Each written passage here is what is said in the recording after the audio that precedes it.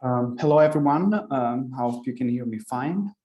And today I will be presenting a variational autoencoder, which is a very popular technique in deep generative models, which is quite not so easy to fully understand all the key drivers to make this method successful. And this is like what I'm going to go through very quickly. And I will start with the main task that this method perform. And the thing that we were striving in the data, it's how to model probability distribution over a given data. And the data could be like multidimensional, so there is no restriction on the dimensionality of the data or the size of the data. And why we do that? It's that sometimes we need to draw new data from this modeled probability distribution. Or sometimes when we have the data, we can estimate its likelihood using, again, the same probability distribution that we have modeled. But this task is very easily done when the data are very simple and they are low dimensional. And this is like an example where you can fit a Gaussian distribution over this data set by fixing its mean and its variance. And the process of doing this is called the maximum likelihood, because you try to put as much probability distribution over the highly dense areas of the data. But sometimes this is not easily possible, and the reason is because the data don't follow any particular type of parametric distribution, such as Gaussian, Laplacian, where you can easily fix two parameters. And sometimes the data could be very high dimensional, and that poses very high problem, such as cursive dimensionality, but not just that. And a way around this is that you could introduce an auxiliary variable, which is like in this case a latent variable. And instead of modeling the probability of the data, you could model the joint probability of the data and this latent variable. And one simple example, or the simplest example for this, it's when you model a mixture of Gaussians, where in this example, if you want to model this probability distribution here with a single model, it's not so easy because there is no model that could be easily equationed in three peaks here. But if you have a latent variable that can tell which they can tell the number of Gaussians and another parameter for telling the mean of each Gaussian and another set of parameter that telling the variance of each Gaussian, you can model this complex distribution very elegantly with a mixture of Gaussian. So in this case, this shows an example where the latent variable lambda can tell where the positioning is for each model. But this is a very simple example. Another more difficult example is when you have non-linear latent variables. And in this case, suppose that instead of being discrete, the variable can be Gaussian. And you are trying to model a Gaussian where its mean it's itself distributed by a Gaussian, which is a function of it. So in other words, you have the latent variable that is distributed from a normal Gaussian, which is a unit variance and a zero mean. And this latent variable goes through a neural network that you can train, and that will give you the mean of another Gaussian, and the variance supposed to be known.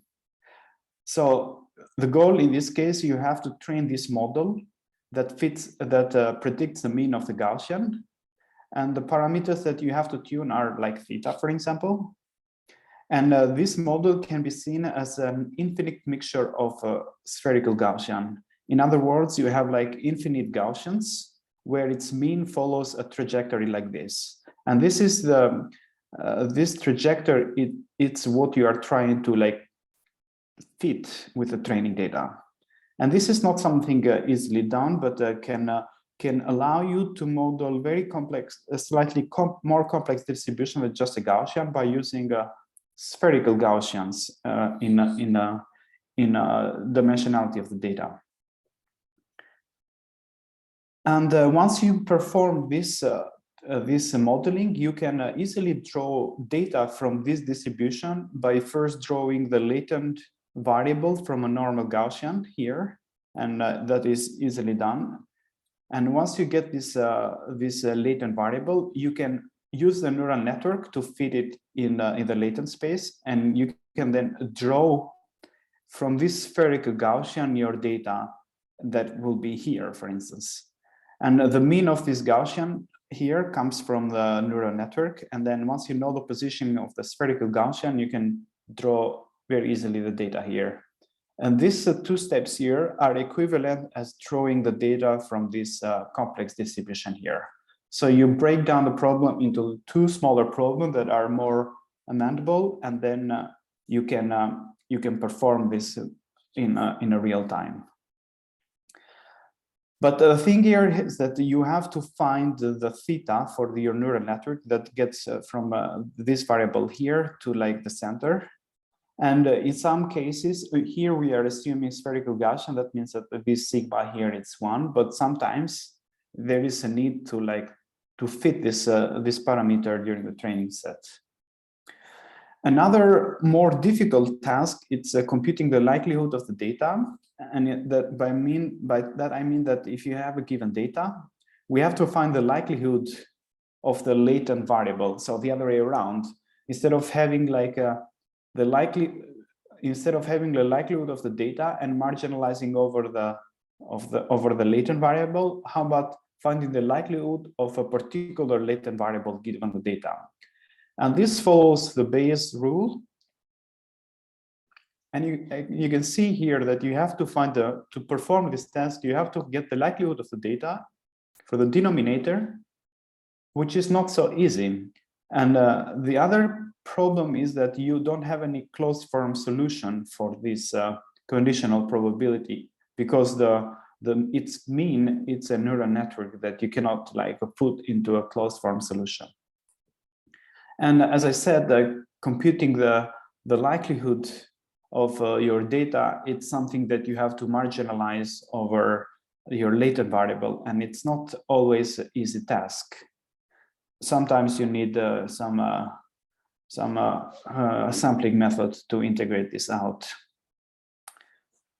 And a few words, how do you find your best parameter for your neural network? Is that you are given the training data, and we assume that the variance of the unit Gaussian, it's known, and we have to find this parameter that maximize the likelihood or the probability value of the data for the given parameters.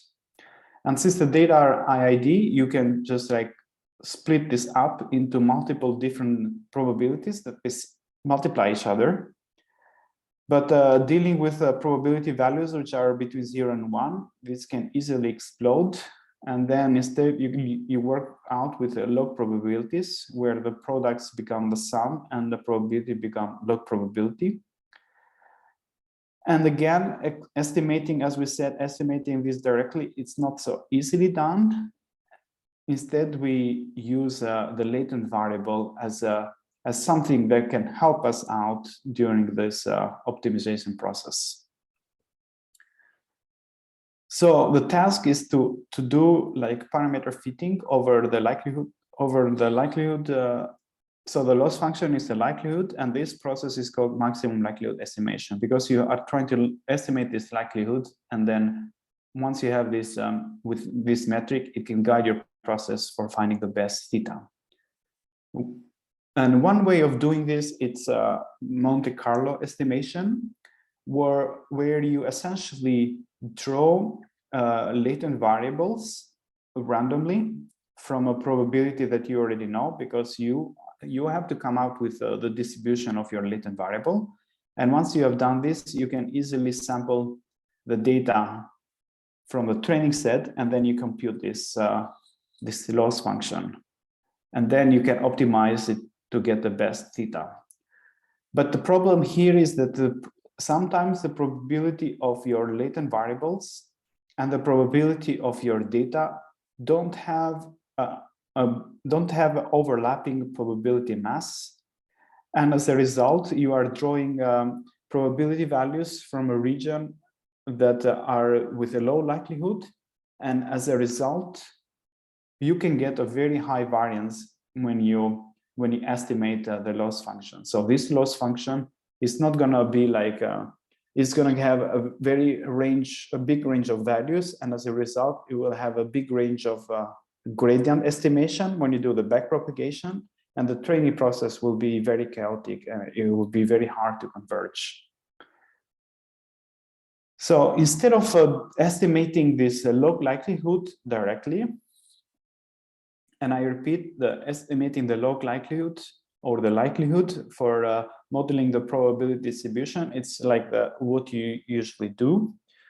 But sometimes this is not possible as in these models. And what you do is that you construct a lower bound for this method, such as maximizing this lower bound will also in turn maximize this log likelihood.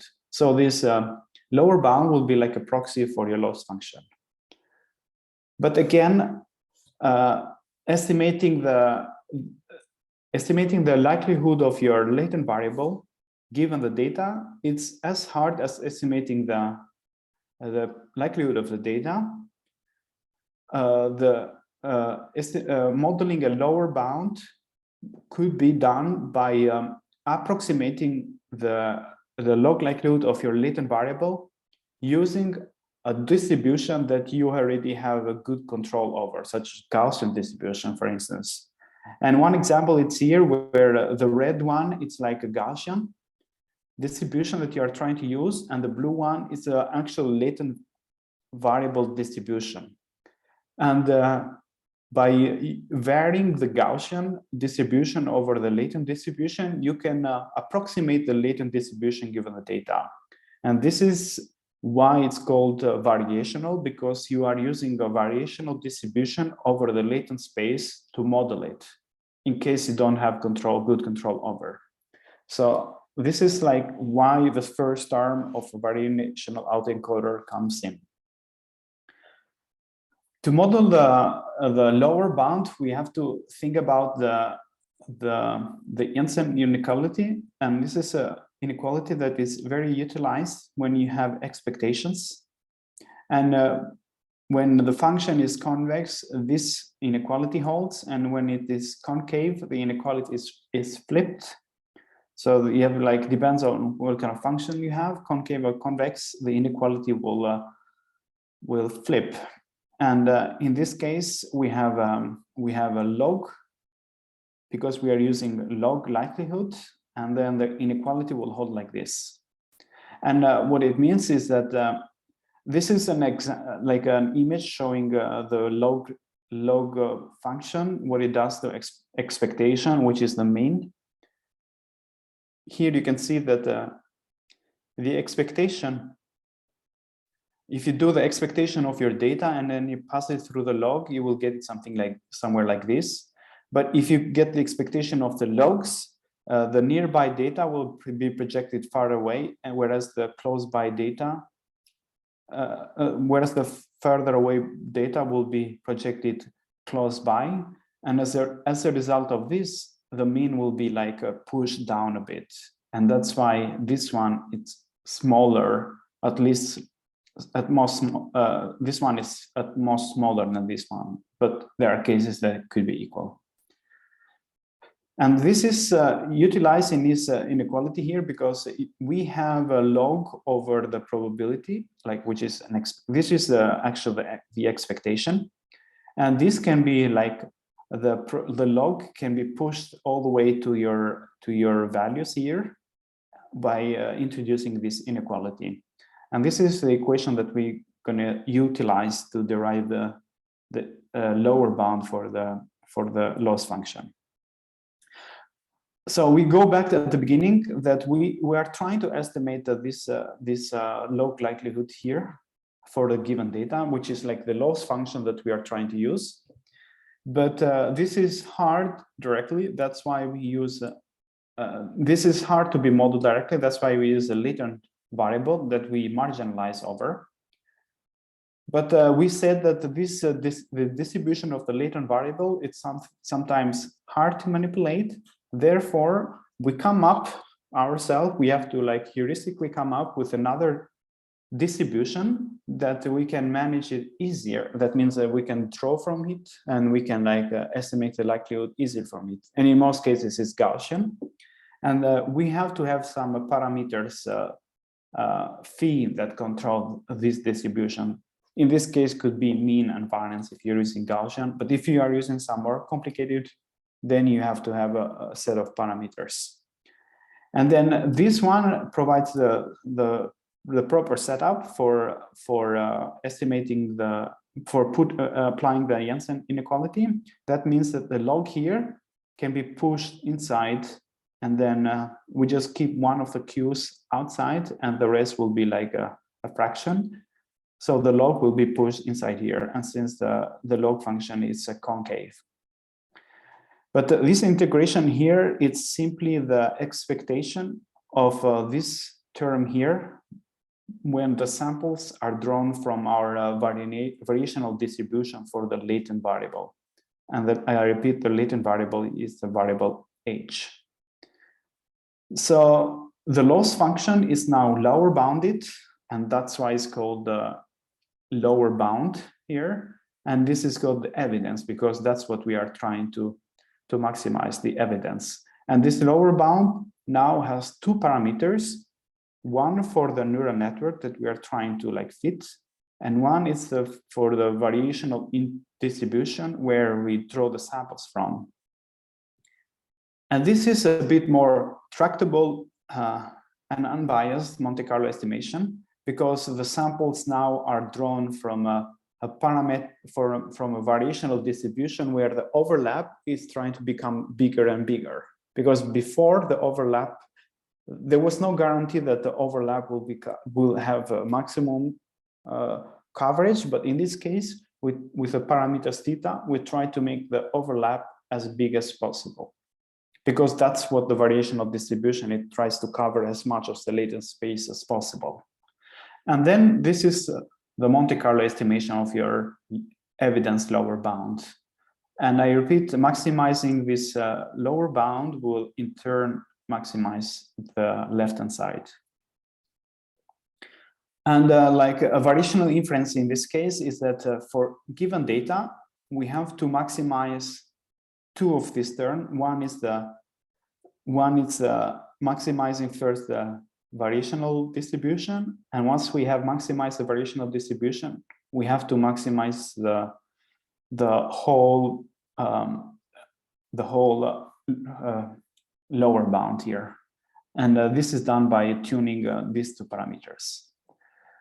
And this evidence lower bound, if we are using gradient-based method, this should be differentiable. And how it works is that we are given a batch of data, and we can differentiate it with both of these data, with respect to both of these parameters. And let's say you are fitting the phi. That means that you are pushing the lower bound from here to here. So you are closing the gap between the actual distribution and the trajectory of your lower bound. And if you're maximizing the theta, you are kind of like going within the same trajectory, but towards a maximum likelihood, and which in turn you are going from here to here, which in turn is translated into maximization of your log likelihood of your data. And if you have any question, please just tell me to stop, because these have a lot of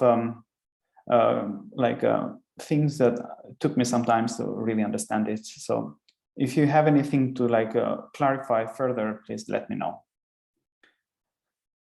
Okay, so after variational inference, we can see that what is happening is some kind of a, if you are familiar with expectation maximization, is that you are splitting the parameters in two terms, and you are like iterating one after the other. So you are doing them in turn.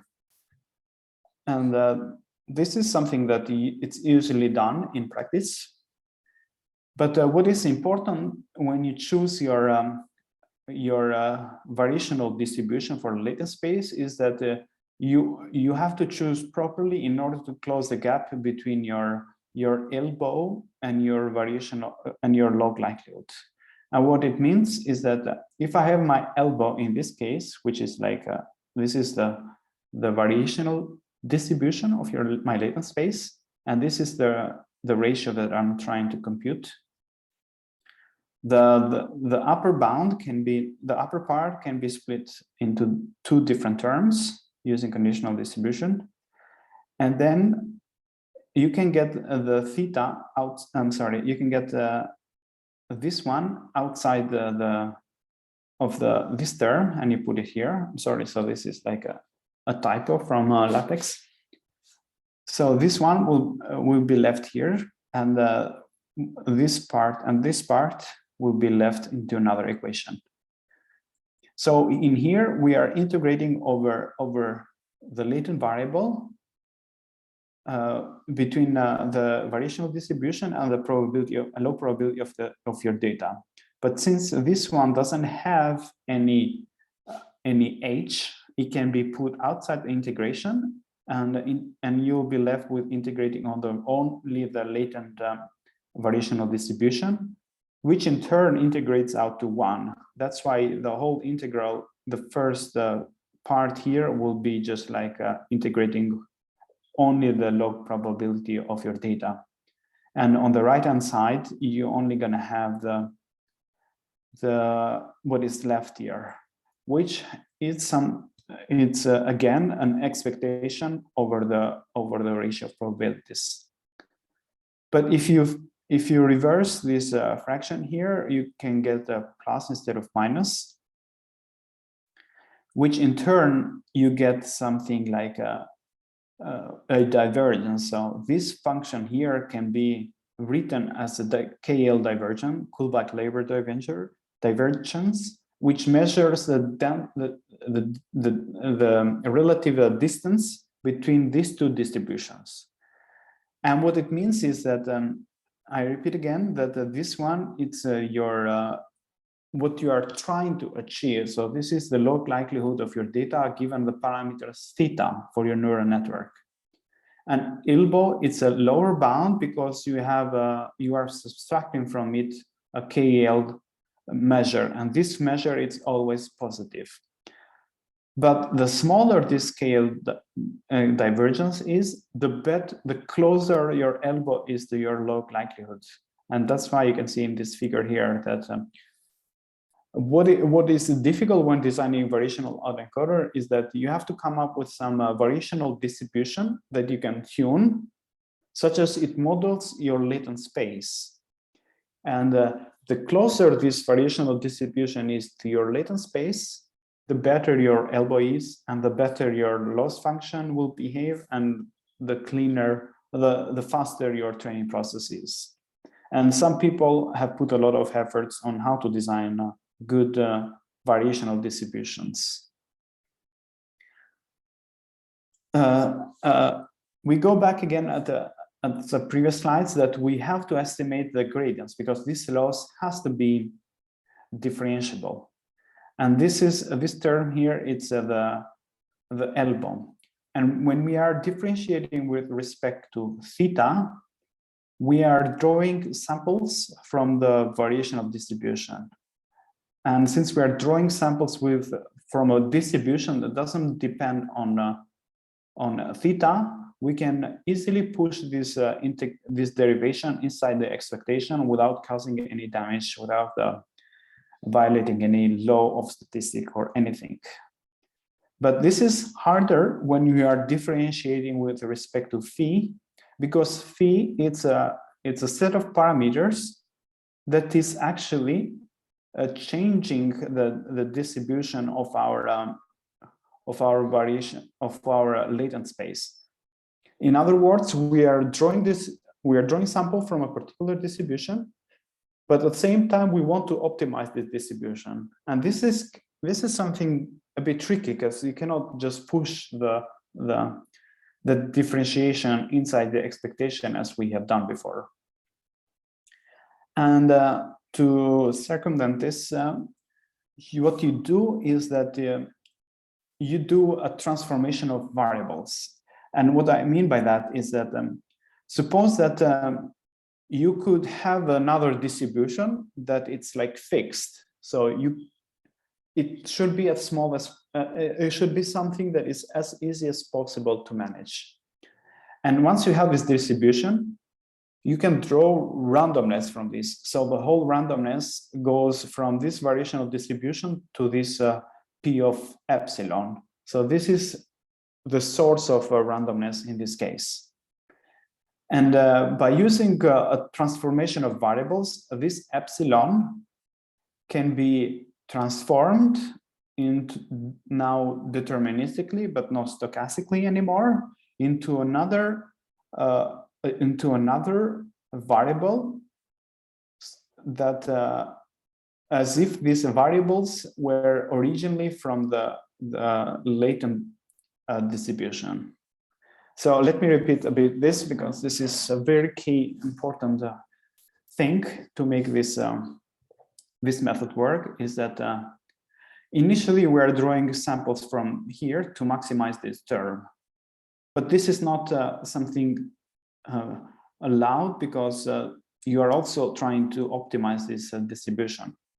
Instead, you have to draw random values from somewhere else, not from this distribution, but when you draw random values from somewhere else, you have to transform them such as they are as if they were drawn directly from this distribution. And that's what you do with this reparameterization trick, that you draw samples from epsilon, that you know very well what this P of epsilon is, and then by using the transformation of variables, you change this such as they appear from here.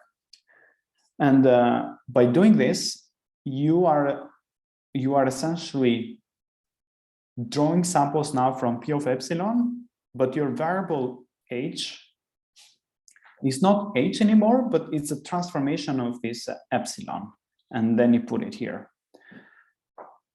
And this is exactly what the shape of this thing here, because theta doesn't depend, P of epsilon doesn't depend on theta anymore, so you can easily push the differentiation inside this this term here.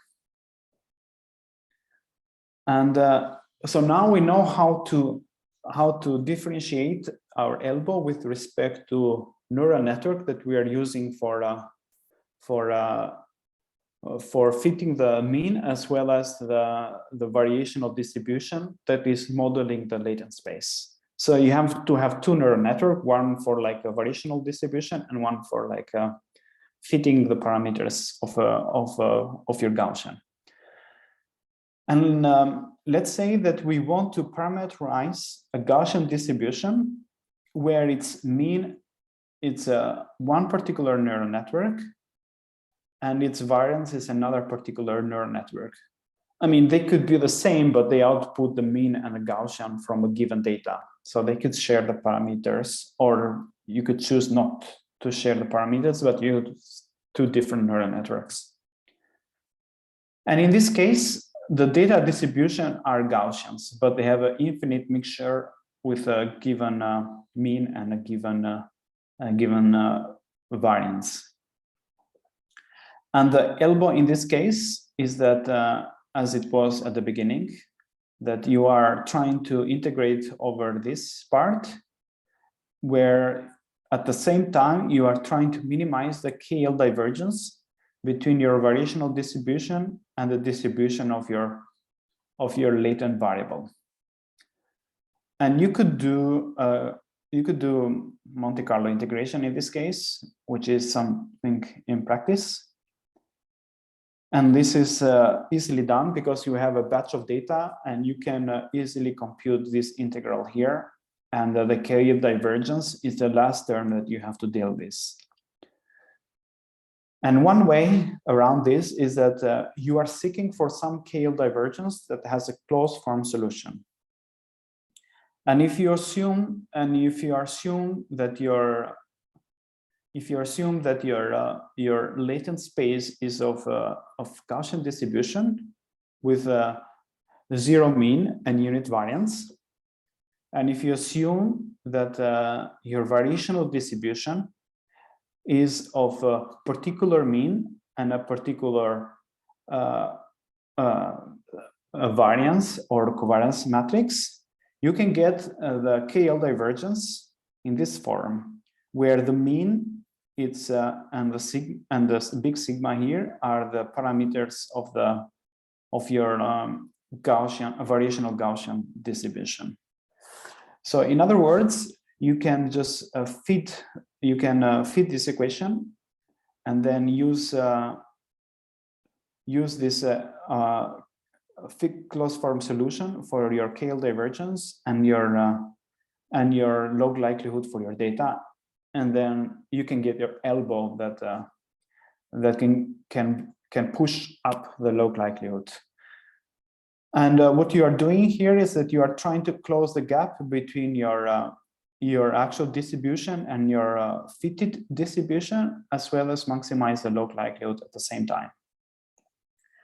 So how it really looks is that you have your data and you have a neural network that is fitting the mean and the Gaussian and the covariance matrix for your variational distribution.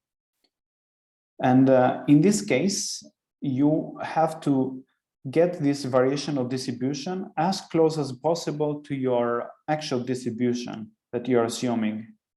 In this case, it would be a Gaussian of unit variance and a zero mean. And once you have, this is the first part of the loss. So this KL divergence should be minimized. And once you have done this, you can draw samples from this latent space using the transformation of variables. And then you feed it to a decoder that can provide the log likelihood of your data. So this part here has to be maximized. And both of these parts are constructing the ELBO function for your overall loss at the end. And the gradients coming from this part here will be fixing the theta for the decoder, and the gradients coming from the ELBO will be changing the encoder, so to say. So the KL divergence will be trying to get the data projected to as much of a Gaussian shape as possible. And if this Gaussian shape is far away from your standard Gaussian, this loss is trying to make it as close as possible to a standard Gaussian, whereas this decoder is trying to reconstruct the data that you are sampling from the latent space to be as similar as possible to your training data. And that's why it's called an encoder, because you are, an autoencoder, because you are trying to encode the data into a random latent space, and you are trying to decode it from there to be as close as possible to your original data. And how it looks into a bit more fine grain is that you are feeding the data here, and then you are drawing epsilon from a unit Gaussian, which is a zero mean and unit variance, and you do a transformation of variables using the sigma here and the mean. And this is what is called like the sampling in the latent space without using the variational distribution. And once you have done that, you can feed it to a decoder to give you your original data. And both of these loss functions here provide you what you need to get the proper gradients for both encoder and decoder. And so this is overall like the structure of a decoder, but there are some problems that can arise with it. Is that the autoencoder in the current form is it's using a spherical Gaussian. That means that the covariance matrix of the Gaussian, it's a diagonal, doesn't have any components around it. And this is a bit more oversimplification because it does not assume any interaction between the latent variables. And when you generate data from this smooth Gaussian, from this simplified Gaussian distribution, they can become a bit smooth because there is no latent interaction between, the latent information. That means that the eyes are completely latent information. You should assume like the eyes is one particular variable, the nose is another latent variable, mouth is another latent variable. So the latent variables, they represent these key drivers for the image. And sometimes when you're using denoising, then you get like a noisy reconstruction. Another problem with autoencoders is that if you want to estimate the likelihood of your given data, you have to integrate over your latent space, and this is not effective in practice because you want to have a function that doesn't require integration to get the likelihood in a constant time. And to mitigate both of these problems, there are some GANs, generative adversarial neural network, are in the state of the art at the moment at generating very high quality data, and to compute the log likelihood without the need of integration. Normalizing flows are another type of generative models that can do that without the need of an auxiliary latent variable. And with this, I would like to thank you for your time, and I hope it was informative because I really enjoyed studying it for this presentation.